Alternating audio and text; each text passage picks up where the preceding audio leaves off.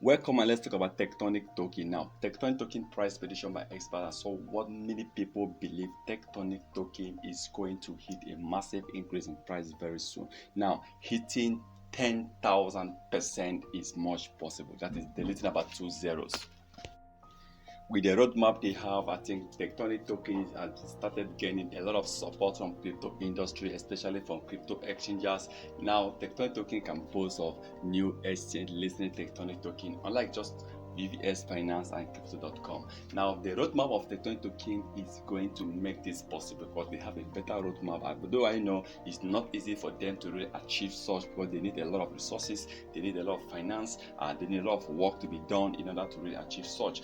But the truth is, I believe Tectonic token hitting 10,000% is very much possible. Even if BTC can hit back at its all-time price, definitely Tectonic token might be hitting at 500 to 1,000% increase in price. The truth is, deleting 2.0 is much possible, but I don't think that is going to happen very anytime soon. But before the end of 2023, if developers can really work on most of their projects and most of their what they listed on roadmap, and also not just that, if they can get Tectonic token burning to increase, to massively increase, then you are going to see that number is definitely going to increase.